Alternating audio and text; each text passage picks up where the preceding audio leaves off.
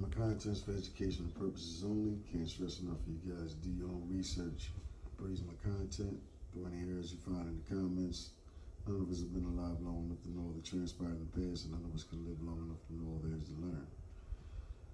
Alright, so the question is,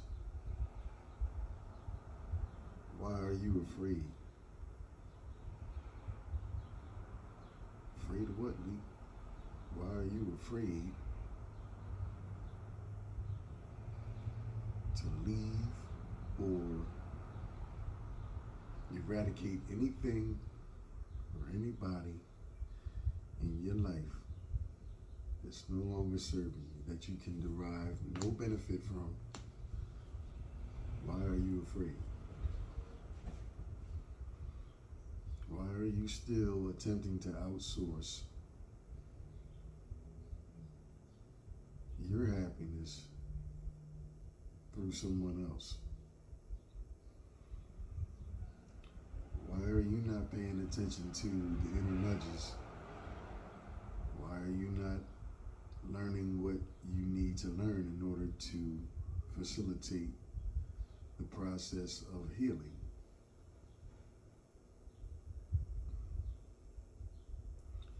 Evidently, somebody out there don't believe that the chakras are a real thing. It basically starts there. You know, if you have an issue standing up for yourself, throat chakra blockage. You have low self-esteem or poor perception of self. There's a blockage in one of the other chakras. I mean, you know, there's an 11-minute and 22-second video that is the title of that video is The Seven Chakras, Functions and Meanings. Meanings and functions. That will provide a gauge that one can measure him or herself against.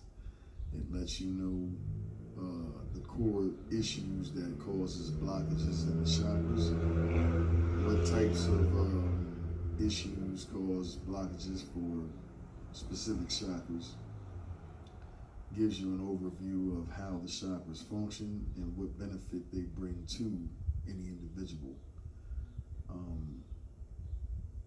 As far as it relates to, you know, anything spiritual or the facilitation of healing, those, you know, gaining a fundamental understanding of the chakras is definitely a pivotal starting point. You know, people, we gotta stop being afraid. Gotta stop being afraid, man. This is how we've been controlled and diminished to a docile and subservient state. And as long as we allow anyone to promote, propagate, or instill fear in us, then it is virtually impossible for you to step outside of the invisible box.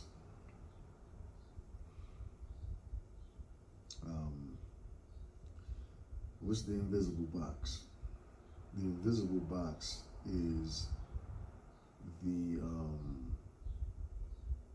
invisible box is the thoughts, ideas, and parameters of such thoughts and ideas that they have taught and trained society via all of their tentacles, radio, music, television, entertainment, sports, etc., what have you. You know, that things are just the way they are, and there's no way that you can change anything. You just got to roll with it and assimilate. Um, there is no other knowledge other than what we give you. Our narrative of any knowledge is the only narrative there is.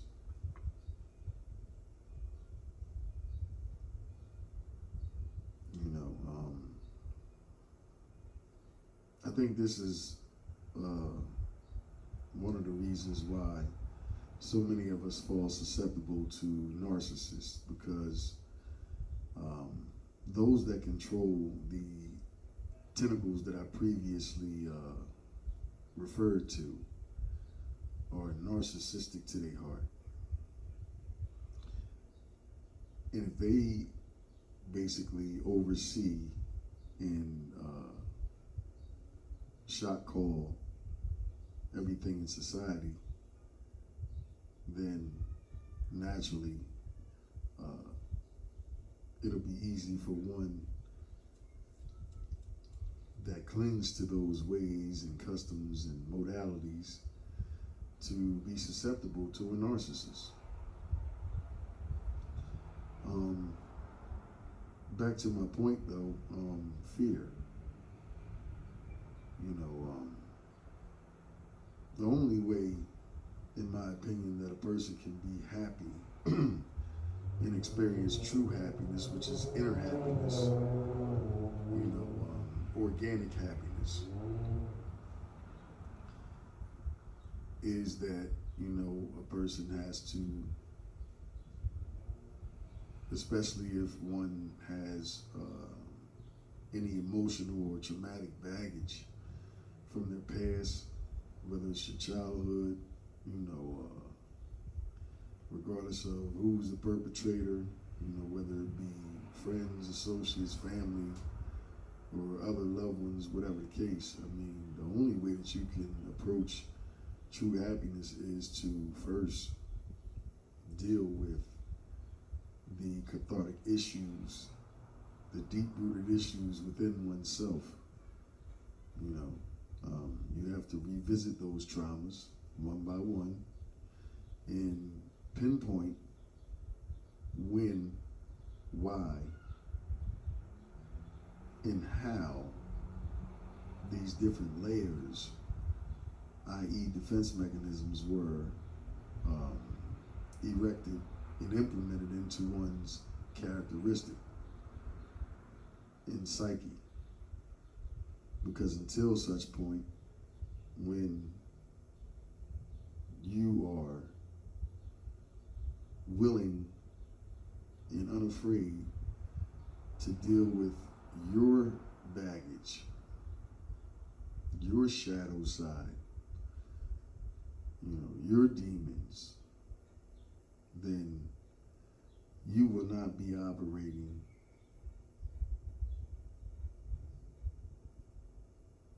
in the innate and authentic fashion based upon who you were created to be.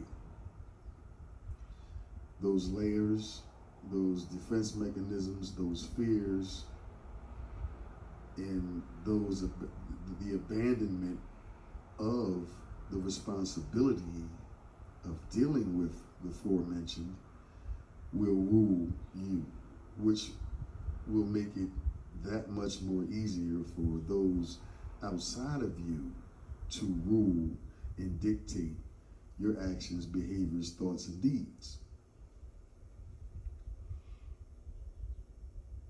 You know, it's you know, it's so sad, you know, to really take a look at, you know, and I'm mid-40s, so I've been around for a couple minutes, and I've always been, you know, aware and observant, and I just remember how things used to be, how people used to be. It is as bad as I've ever seen it. I mean, people are scared to be who they are, scared to be themselves. You know, anything but being who I naturally am is better. You know, this social media thing got us twisted. You know, priorities is, you know, on the utmost superficial of levels. And, you know, and everything revolves. We've completely, collectively, we've completely assimilated to the oppressive measures and methods that we've been subjugated to down the generations. And my question is well, it's not a question, something I want to point out to anybody that's watching this particular video.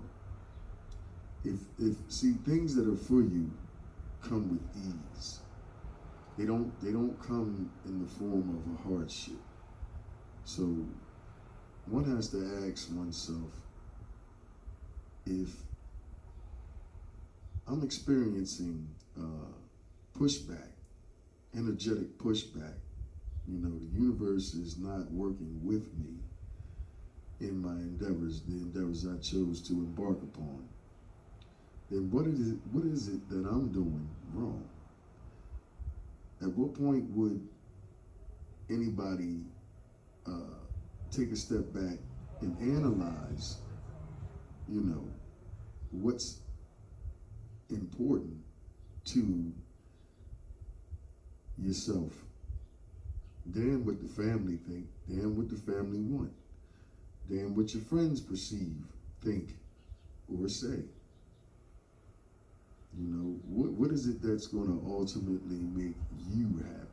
What things that what are some of the things that are missing in your individual life, and what are you willing to do to implement the things that are missing?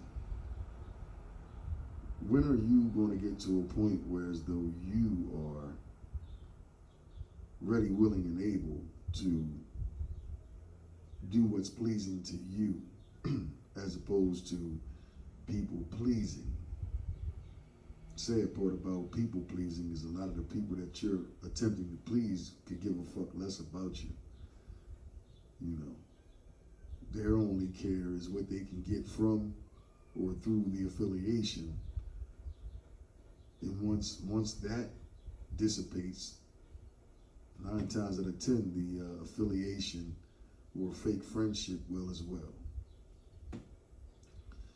You know, it's just a lack of authenticity nowadays, and it's so transparent on its face. You know, the barometer that people use to judge an individual is more so on superficialities as opposed to anything of substance. You know, I understand the psychology of it, you know, because, you know, I've been there. You know, I need to have this. I need to have that. I need to have a certain amount of money, well, currency rather, let me correct myself.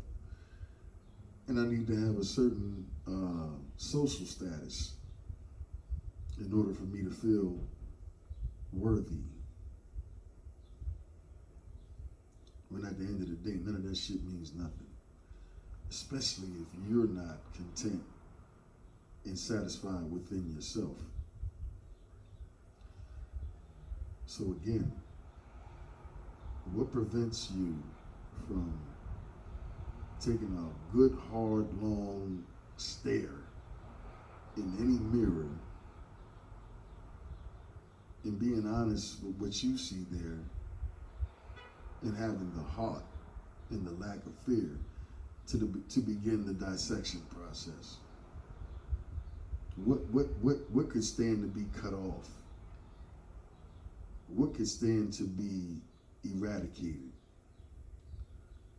What could you stand to part from? And we're going to deal with, when I say those things, I mean within oneself first, because ultimately it starts and ends with self. You know, what are some of the things that you recognize about yourself that you've neglected to correct.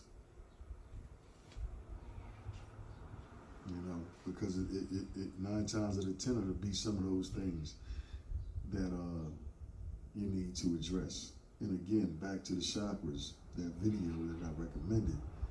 I highly recommend that video because, you know, in order to get to know thyself, you know, which is the doorway to a lot of things that are of substance in this third dimensional realm. And trust me, I'm not talking about monetary items or the accumulation of, you know, currency. Because as I've seen on social media, to paraphrase what the brother said, he said, you know, money's not even in your top 5. If I were to give you $1 million, but you had to die tomorrow, which one would you choose? Exactly. If I were to give you $1 million tomorrow and you had to have stage 4 cancer, okay, your health, that's life and health. If I were to give you $1 million tomorrow, but your family would all have to be executed, okay, here you go. Family. That's number 3. You know, I forget the other 2, but you get the point. You know, we put so much precedence and you know, importance on, you know, something that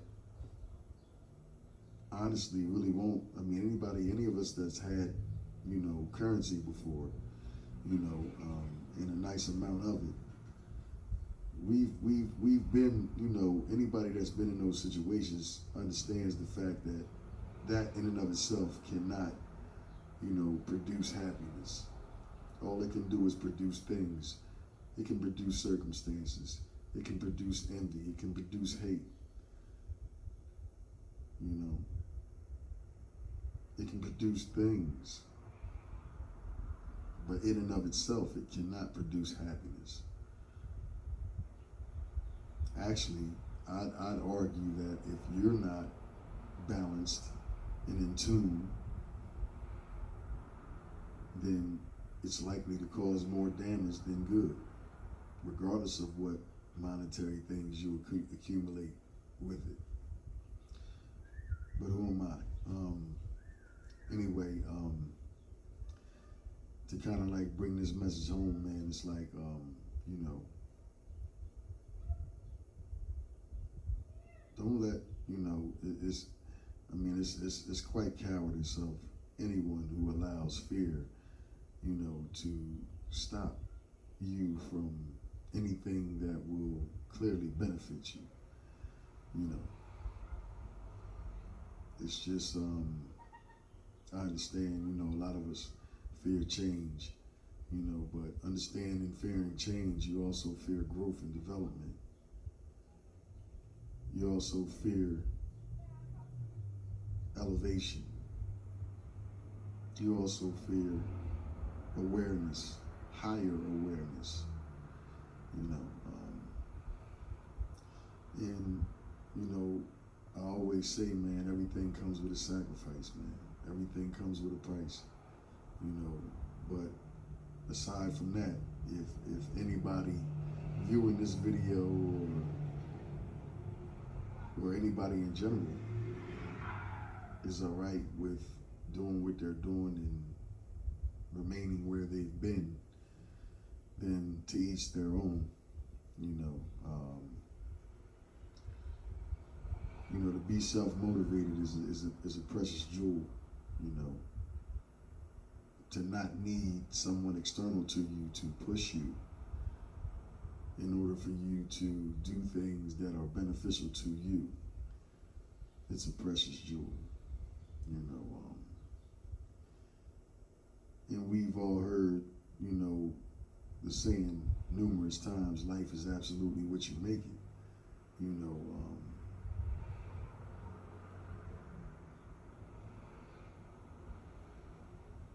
what are you afraid of as it relates to tapping into what that actually means in active representation via actions? Whatever one desires, one can achieve. It's all about what you want, what kind of life you want to have, which leads me to my closing subject matter, planning. I've mentioned this in previous videos, man. One of the things that helped me out as it relates to actual planning and coming up with ideas that could spawn plans to achieve certain ends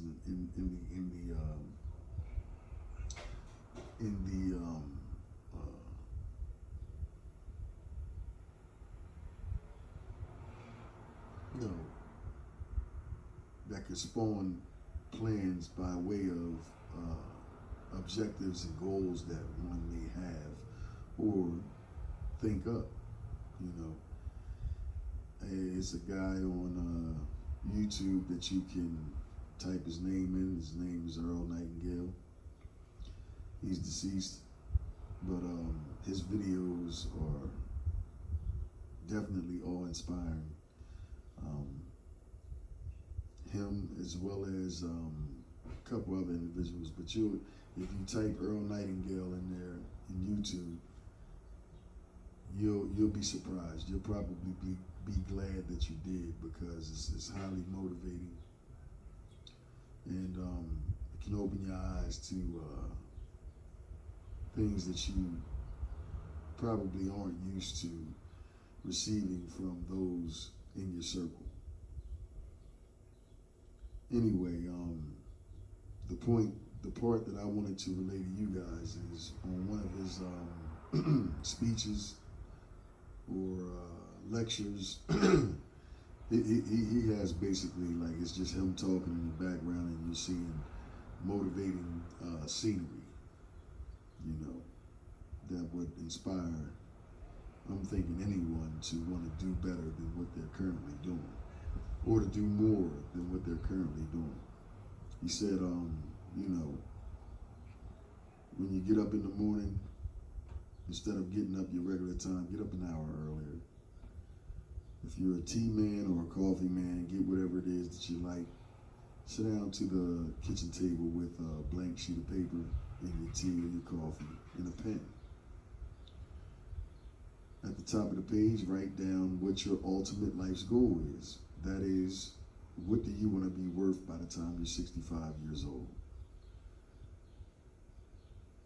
Underneath of that, try to come up with 10 to 20 ideas that will take you from where you're currently at in life to that number in lifestyle. Because the number is going to be accompanied with a lifestyle.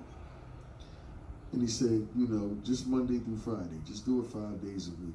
Try to do that for a year. I didn't even do it that long, so I can imagine if I did it for a year. However, then he'll turn your attention to the law of averages. He say, a lot of those ideas are going to be not good, not feasible. Then you'll have some ideas that are promising. Then you'll have a shorter percentage of those ideas that are going to be good. Then you'll have a few that are the ones that will definitely, if the proper attention, energy, and focus, self-dedication, self-application, and will are applied, i.e. the work, going up the stairs, not looking for an elevator to ride up to the top. Yeah. It would definitely take you from where you're currently at in life to the life you envision for yourself. And he said that's 5 days a week. That's even if you don't think on weekends. That was the joke he put in there. But if you were to do that for a year, it would give you 6.5 extra 40-hour work weeks just to think. So whether you do it for a whole year, whether you do it for a month, you know, a few weeks, whatever the case, anyway, I tried it. And I came up with so many ideas, so many things that I have not seen in society. And it worked. I mean, it definitely worked. It works. So, I mean, that's just one thing, you know, that I could recommend for anybody that, you know, finds themselves asking themselves, well, what am I here for? Why am I even here? I mean, is this all there is to this life? You know, get up, go to work, come home, eat, sleep, shit, fuck, whatever, entertain myself, if I have time for that, and get right back up and go back to work. None of us were created, none of us were incarnated or reincarnated to do that. Every one of us has a life's purpose. Every one of us has a set group of skills and talents that, you know, if tapped into, have the potential to change our life. You know, but we've given up our creativity and our imagination for somebody's corporation, for somebody else's legacy. And we've got content in that space. So, you know, if any of what I've spoken about in this video reminds you of yourself in any way, get a video a like, you know,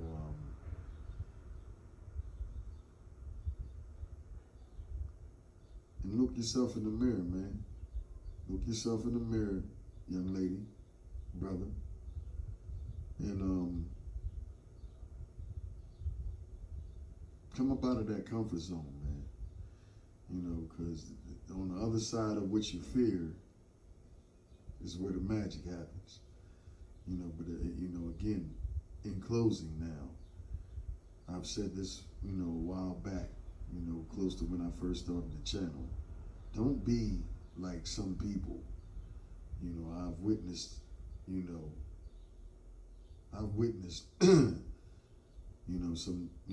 a situation where as though a person was at the end of life, and the look in their eye, you know, with me being intuitive and empathic as I am, you know, I could, you know, read the energy of what the individual could not say. But again, the eyes are the window to the soul. That's why a lot of people won't look you in your eyes when they're talking to you.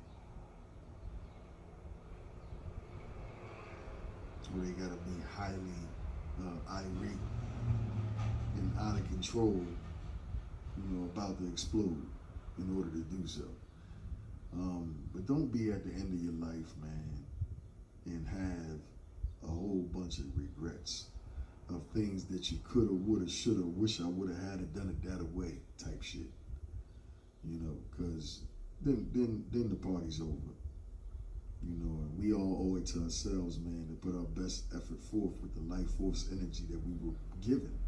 And none of us know how much that life force energy is. So, you know, this video was just made in an attempt to bring to anybody who's watching's attention that life is precious and do not waste yours. With that being stated, hopefully somebody was able to gain some type of benefit and even an idea that could spark some beneficial change in your life. And I'll catch y'all on the next one.